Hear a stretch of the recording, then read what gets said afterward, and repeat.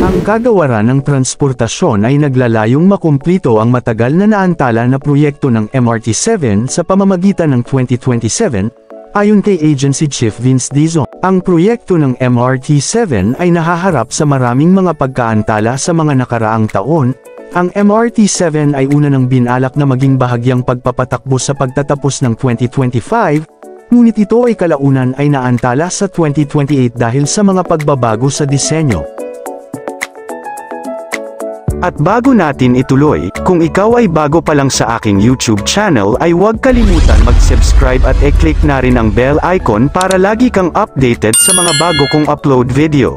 Sinabi ng chairman ng SMC at CEO na si Ramon ang naang proyekto ay nananatiling subaybayan para sa 2026 na paglulunsad nito, kasunod ng pag-sign ng isang kasunduan sa Operations and Maintenance, O&M, sa Korea Railroad Corporation (KORAIL).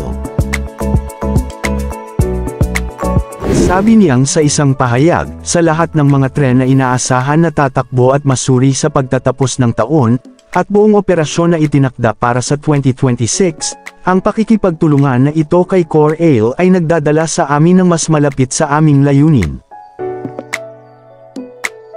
Sa ilalim ng kasunduan, na nilagdaan sa pamamagitan ng SMC MRT-7 Corporation, isang buong pag-aari ng subsidiary ng arm ng infrastruktura ng SMC, tutulungan si KORAIL sa pagtaguyod ng mga pangunahing sistema ng pagpapatakbo, mga protokol ng kaligtasan, at pangkalahatang gabay para sa paglulunsad ng MRT-7.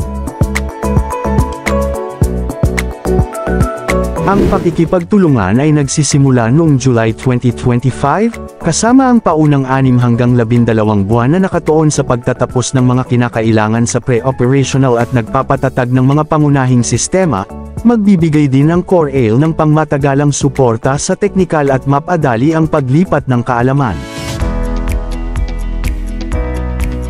Samantala, ang mga manlalakbay na gumagamit ng Clark International Airport ay maaaring sumakay ng mga tren na maaaring dalhin sila sa Maynila at Laguna, aniya ng pribadong operator ng paliparan. Sinabi ng Luzon International Premier Airport Development Corporation, LIPAD, na ang kumpanya ay magtatayo ng isang air-conditioned walkway na magkokonekta sa paliparan sa isang istasyon ng North-South Commuter Railway, NSCR.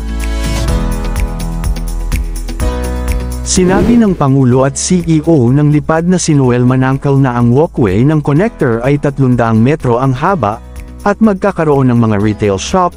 Sinabi niya na ang kumpanya ay magtatayo ng pasilidad ng walang gastos sa gobyerno, dahil inaasahan nilang madaragdagan ng NSCR ang trapiko sa paliparan ng Clark. Ang NSCR ay isang 163 kilometrong railway na binalak upang i-konekta ang Clark sa Pampanga, all the way to Tutuban sa Maynila, hanggang sa Calamba, Laguna. Ang northern leg, o ang segment ng Valenzuela hanggang Clark ng NSCR, ay orihinal na inaasahan na magsisimula ng mga operasyon in 2026, ngunit ito ay itinulak pabalik sa 2028 habang ang mga taga-buo ay nakikipagtalo sa mga isyu sa right-of-way. Samantala, sinabi ni Manangkal na ang Clark International Airport ay nirerespeto sa orihinal nitong target na pasahero na 3 milyong mga pasahero ngayong 2025. Sinabi ni Manangkal na ibinaba ni Clark ang target nito dahil ang paglipat ng mga flight ng turboprop sa labas ng NAIA ay hindi pa ganap na ipinatupad. Samantala, ang kagawaran ng transportasyon, DOTR, ay nagtatrabaho upang simulan ang bahagyang operasyon ng Metro Manila Subway in 2028, bagaman ang target ay nanatiling hindi sigurado habang ang pagkumpleto ng proyekto ay nakatagpo ng mga pagkaantala. Sabi ni DOTR Dizon, kami ay nagtutulak para sa bahagyang operasyon. Tinatalakay namin ito ang buong linya ng subway ay makumplito sa 2032.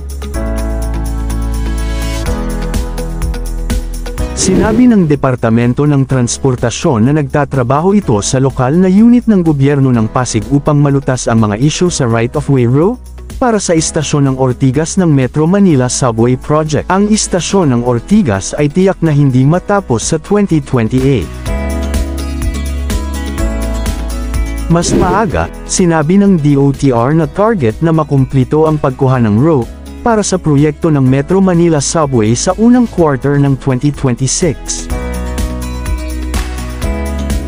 Noong Abril, sinabi ng ahensya na mabilis itong pagsubaybay sa proyekto sa pamamagitan ng pagtugon sa mga issue sa row, na tinatayang 59.12%.